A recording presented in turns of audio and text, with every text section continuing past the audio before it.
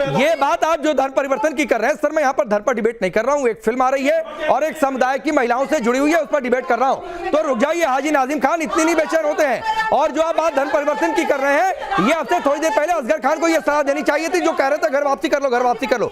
वजाहत कासमी साहब, मैं 1 minute sir और आप कर लूंगा। मुझे मालूम है थोड़ा सा लेट हो रही है आपके पास आने में।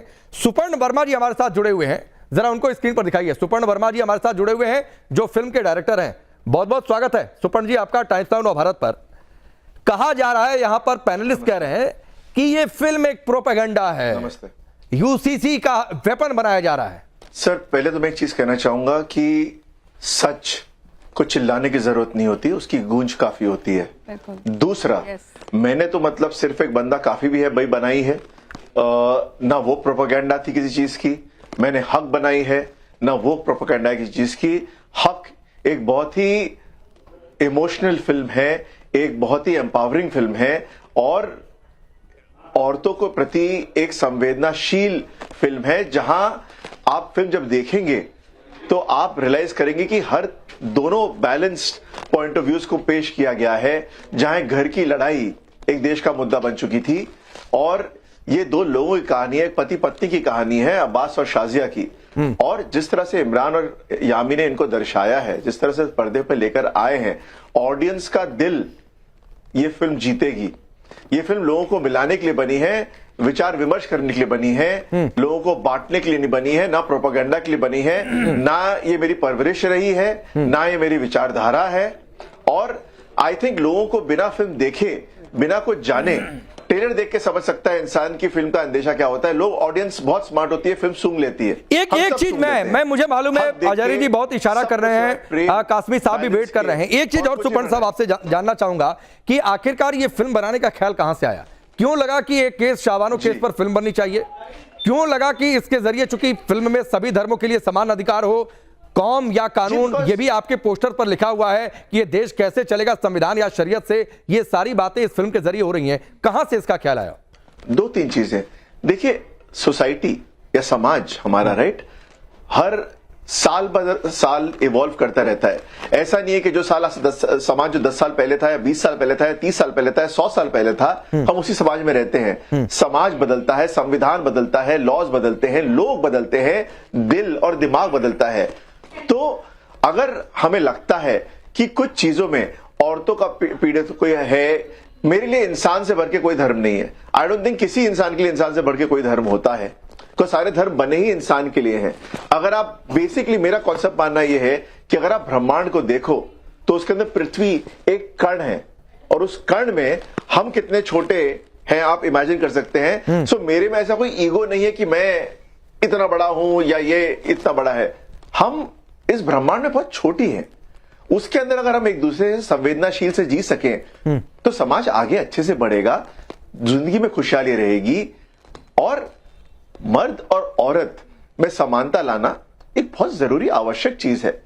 जहां तक हक बनाने का सवाल आया, मेरे लिए ये एक बहुत ही फेमिनिस्ट फिल्म है, जहां औरतों की जो हालत आज से 10 साल, 20 साल, 30 साल पहले थी, वो आज भी है। आज भी वो ग्लास सीलिंग से उलझती हैं, आज भी उनके लाइफ में वही जेंडर बायस है, आज भी उन्हें वही परेशानियां झेलनी पड़ती हैं। और हम एज अ समाज, हमारा काम है, हमारा कर्तव्य है कि उनके प्रति हमको वो भावनाएं लेकर जानी है और हमको अपना दिल और दिमाग खोलना पड़ेगा। ठीक है सर, ठीक है आचार्य जी, आप दिलो दिमाग खोलने के लिए तैयार है? जो बात सुपर्ण वर्मा ने कही, कंट्रोवर्सी करना मेरा कोई उद्देश्य नहीं है। मैं चाहता हूं और जरूरी है, चाहे इस्लामिक स्कॉलर हो, उसको कानून की किताबें पढ़ने का अधिकार है या नहीं? हम समाज आगे, और कोई अगर वकील है, वो अगर मुसलमान है और इस्लामिक किताबें पढ़ रहा है, तो आपको उससे ऐतराज क्यों है? पूछा जाएगा। दूसरी बात यह है कि जब ये जो प्रदूषण भाई जो वर्मा जी बैठे हैं, ये जो 20 साल और 10 साल पहले की औरतों की कर रहे हैं बात, मैं पूछना चाहता हूँ, इतने दिनों में आपको मुसलमान औरतें ही नजर आई है? हिंदू औरतें प्रताड़ित नहीं है? और मुसलमान औरतों में बिल्किस बेगम याद नहीं आती आपको? मुसलमान औरतें, पहली बात पहली बात एक बार सुपर्ण वर्मा को रिप्लाई जानना चाहता हूँ, आप चिल्ला, आप सर, मुझे आपसे पूछना है कि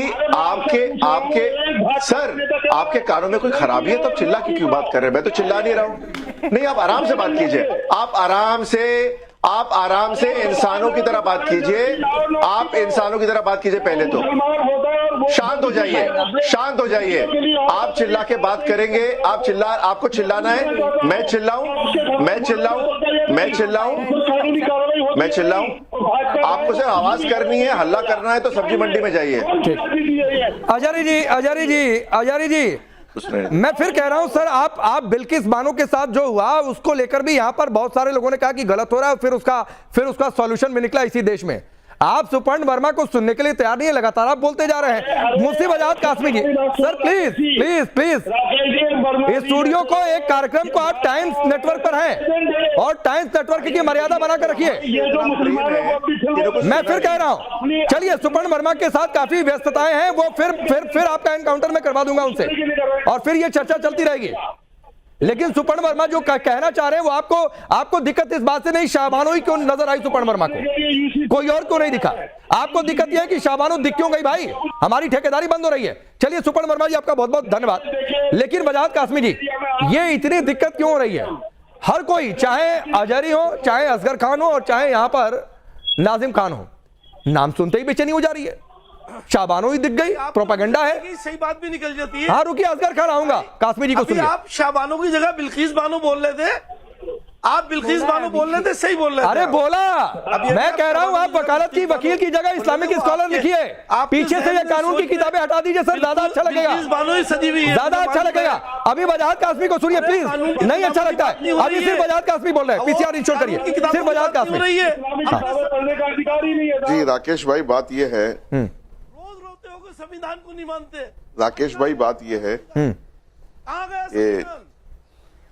एक फिल्म है, प्रोड्यूसर ने, डायरेक्टर ने और कलाकारों ने उसको मिलकर के बनाया है। मैं फिल्म कभी देखता नहीं हूं और उसका ट्रेलर मैंने आप ही की अभी शो पर देख लिया है, थोड़ा सुन लिया है। लेकिन मैं शाहबानो केस पर जरूर बात करूंगा।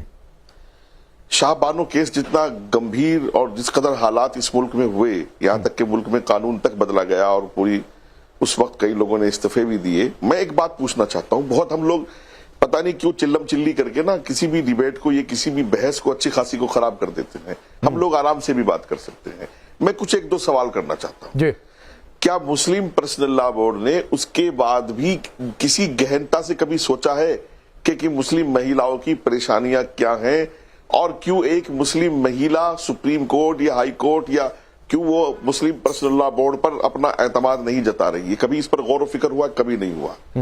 मैं आज स्थिति की बात कर रहा हूं। मोदी सरकार ट्रिपल तलाक पर कानून लाई है, कानून का डर अपनी जगह है, लेकिन क्या आज भी मुस्लिम पर्सनल लॉ बोर्ड इस बात को मानने के लिए तैयार है कि हमारे यहाँ तलाक के, जो अभी मैं ट्रेलर में देख रहा था कि मेरे 3 बच्चे हैं, मैं कहां जाऊंगी, कहां से खर्चा करूंगी, ये रियलिटी है राकेश भाई। जमीन पर आकर के ये लोग क्यों नहीं देखना चाहते? या तो वकील क्या, मौलाना क्या, हाफिज क्या और सामाजिक क्या और सोशल एक्टिविस्ट क्या, सब एक ही खाने में को निकलना चाहते हैं। For more of such videos do like, share and subscribe to ET Now Swadesh।